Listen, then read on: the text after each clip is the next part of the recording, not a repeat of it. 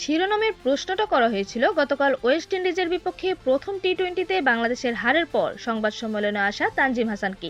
উত্তরটা আমার কাছে নেই জানিয়ে মুচকি হাসি দিয়েছেন এই পেসার। ওয়েস্ট ইন্ডিজের ইনিংসের শেষ ওভারে 3 ছক্কা সহ 22 রান দেন তানজিম, কিন্তু ব্যাটিংয়ে দলের হয়ে সর্বোচ্চ 33 রান করেন। এমনিতেই তার ব্যাটিং সামর্থ্য আছে, যদিও এখন পর্যন্ত খুব ভরসা করার মতো কিছু করে ফেলতে পারেননি। গতকাল নিজের ব্যাটিং সামর্থ্যের সুযোগটা পেয়েছিলেন মূলত টপ ও মিডল অর্ডার ব্যাটসম্যানদের ব্যর্থতায়। এটাও বাংলাদেশ দলের জন্য নতুন কিছু নয়। এবছর টি-20তে নিজেদের সেরা সময় পার করছে বাংলাদেশ। এক পঞ্জিকা বর্ষে ম্যাচ জেতার সংখ্যায় তারা ছাড়িয়ে গেছে আগের সব বছরকে। ওয়েস্ট ইন্ডিজের মুখোমুখি হওয়ায় আগে টানা 4টি টি-20 সিরিজও জিতেছে তারা। অথচ এবছর খেলা 25টি টি-20তে বাংলাদেশের মিডল অর্ডার ব্যাটসম্যানদের গড় 119.83 স্ট্রাইক রেটে। টেস্ট খেলুড়ে সব দেশের তুলনায় তা কম। এবছর মিডল অর্ডার ব্যাটসম্যানদের কাছ থেকে মাত্র 2টি 50 পেরোনো ইনিংস পেয়েছে বাংলাদেশ। 23 ম্যাচ খেলে জাকের আলী একটি ও 19 ম্যাচ খেলে তাওহিদ হৃদয় পেয়েছেন আরেকটি 50।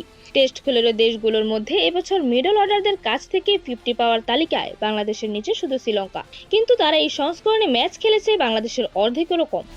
দলের মিডল অর্ডারের কেন এই হাল? পেস বোলার তানজিমের স্বাভাবিকভাবেই এটা প্রশ্নের উত্তর দিতে পারার কথা নয়। তিনি বলেন, এটা আসলে ব্যাটসম্যানরা ভালো ব্যাখ্যা করতে পারবে। সত্যি বলতে এই উত্তরটা আসলে আমার কাছে নেই। তবে গতকাল যে মিডল অর্ডার ব্যাটসম্যানরা দায়িত্ব নেননি, এ নিয়ে তেমন সংশয় নেই তানজিমের। বিশেষত যখন পাওয়ার প্লে শেষ হয়ে যাওয়ার পর ফিল্ডাররা ছড়িয়ে পড়েছিলেন, তখন চাইলেই 1-2 রান করে নিয়ে দলকে তারা এগিয়ে নিতে পারতেন বলে মনে করেন তানজিম। তার ভাষায়, মিডল অর্ডার নিয়ে আমি অবশ্যই চিন্তিত। তাদের খেলাটাকে আরো গভীরে নেওয়ার সুযোগ ছিল। ফিল্ডাররা ছড়িয়ে পড়ার পর 1-2 রান করে নিয়ে তারা তা করতে পারত। আমি মনে করি আরেকটু দায়িত্ব নিতে হবে।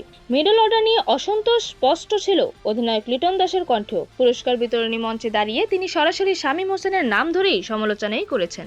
শেষ 13 ম্যাচে 6 বার 2 অঙ্কের ঘরে পৌঁছাতেই পারেননি শামীম। এর মধ্যে 3 বার শূন্য আর 2 বার আউট হয়েছেন 1 রানে। গতকাল জেসন হোল্ডারের বলে জোর করে পুল করতে গিয়ে বোল্ড হয়ে গেছেন 4 বলে 1 রান করে। অধিনায়কের ক্ষোভটা স্পষ্ট এই কারণে। কিন্তু একা শামীম কোথায়? বাংলাদেশের এখন দুশ্চিন্তা পুরো মিডল অর্ডার নিয়েই। ওয়েস্ট ইন্ডিজের বিপক্ষে পরের 2 ম্যাচে কি তা কাটিয়ে উঠতে পারবেন তাওহিদ হৃদয় শামীমরা? চট্টগ্রামে আগামীকাল সিরিজের দ্বিতীয় ম্যাচ, তৃতীয় ও শেষ ম্যাচে 31 অক্টোবর। এরকমই নতুন নতুন খেলার আপডেট পেতে অবশ্যই চ্যানেলটি সাবস্ক্রাইব করে রাখুন।